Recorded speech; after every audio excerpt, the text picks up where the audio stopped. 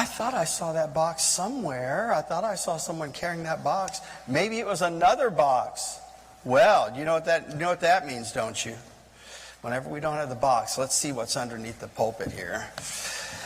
This is like, how many of you kids have a junk drawer in your house, like your family junk drawer? Anyone have you have a family junk drawer? I mean, do y'all have a family junk drawer where things go that don't have another place, but you throw it in the junk? Okay, you don't have one? Okay.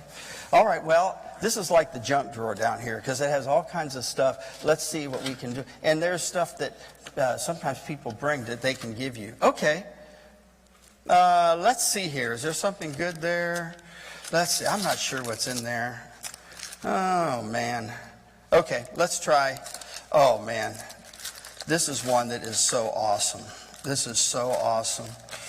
But I even forgot this was in here, so we're going to... This really is awesome. Okay, there's an egg in here, and that's really not the point. This is what I saw. Do you all know what this is? Does anyone know what this is? It's a slingshot. Now, when I think of a slingshot, I think of that thing you pull back. You know how that is.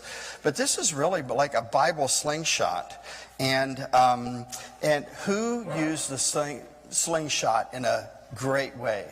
Do you remember who the character was? Anyone know his name?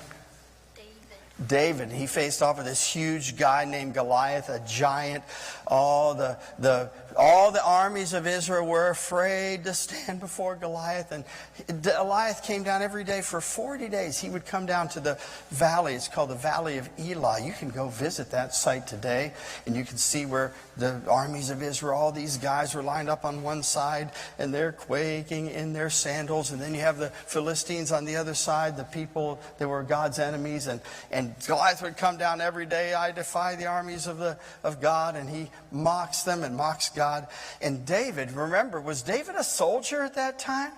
No, he was really a kid still living at home. His brothers went to the battle, and so his dad said, "Hey, how about if you take a little care package to your brothers and see how the battle's going?" And David walks up there and he sees this Goliath guy, and he is just so upset.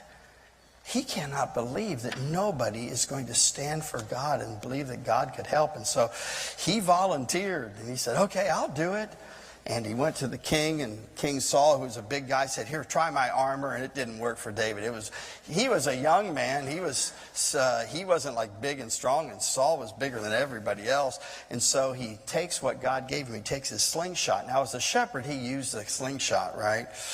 And he goes to the brook, and at the brook he picked up stones for his weapons. How many? Does anyone remember how many he had? How many? How many? How about this many? 5? 2? No, he didn't have 2. Well, he did have 2. He had 2 plus a few more. He had 2 plus 3, so he did have 2. But he only needed 1. And so he puts his sling in there, and that's this egg. I have no idea what's in this egg. It says something on it. It says silly putty, but I couldn't help myself. Okay, you ready to go? Should we try it? It's light. It won't hurt anybody unless I zing one of you all really. Should I try it or not? What do you think? You want to try it? Should we try it? You think I should? You all are living dangerously. What happens if I mess it up and it zaps one of you all? Oh well. If you have faith, I have faith. Okay, so here we go. Honestly, I don't know if I've ever tried this before. I may have. I can't remember. If I have, I wasn't good enough that I remembered it, that's for sure. And I wasn't bad enough that I remembered it either. Okay, here we go. So he swings this bad boy around. You ready to go? You ready to go? And who should I target? Do you have anyone I should target back there? Target you? I'm not going to target you. Oh, target back there. I see a young man back there, Brandon. Okay, Braden, I'm going to target Braden. You ready? And he swings this thing around, and he's got it going fast. He's got 1 stone in there, and eventually, and I have no idea how this is going to go. I'm going to hurt myself. Here we go. And eventually, oh, no. I can't. I'm getting the courage up to do it. And eventually, lets it go. Whoa! Yikes! Oh, my goodness. Mr. Peltier lived, and Miss Peltier, they divided asunder. Oh my goodness. Wow. How many of you are glad that I wasn't the guy that was doing the giant thing? I would have been in big trouble, right? But boy, you think about the courage it takes. Younger than everybody else. David probably was 15 or 16 years old. To have enough courage and faith in God. And to love God so much that when God was dishonored, he was willing to stand up when nobody else would and face a great enemy that was a champion, an experienced soldier, huge, big, strong. I don't think I'd have that kind of courage and faith. I hope I would have enough love to honor God, but I don't know if I would. And yet, it tells us something about David, the choices he made. Now remember, he's a young person. He's not like an old geezer that's 45 or someone like that, really old. But he's somebody that is a young person, not too many years from some of you, that had such faith in his God and such love for his God that he was willing to do something really hard in faith and believe God for it. Do you ever get asked to do hard things sometimes? Yes. In fact, you'll find in your life there are a lot of things that are hard, that God asks you to do the hard, right thing. But what is wonderful is when there are people like you that say, it doesn't matter whether anybody else does the right thing. I'm going to, with God's power, I'm going to stand for what is right. And you have a lot of pressure in your life. Pressure from other young people.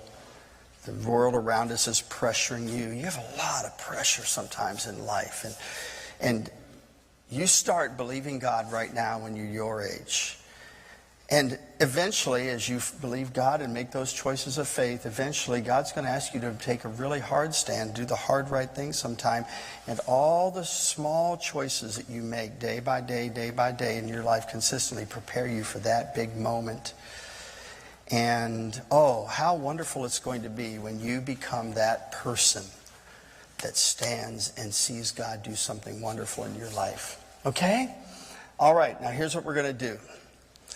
I slung that thing back there right between Mr. and Miss Peltier. Mr. Peltier picked it up. Here's what I'm going to do. This is his choice. He can either keep it and take it home and the silly putty egg if he wants to play with it. And if he does, let him take it home, all right? But if he wants to give it away to one of you, he can do that too. So after church, you can maybe, if you'd like to have a sling, you go see him. But listen, if he doesn't give it to you and he wants to play with it himself, it's okay. Is it okay? Are you willing to accept that? Okay. All right. Good. We're good. I don't know who has the box, but next week we'll see what we have, okay? All right. Thank you all. You can go back to your seats at this time.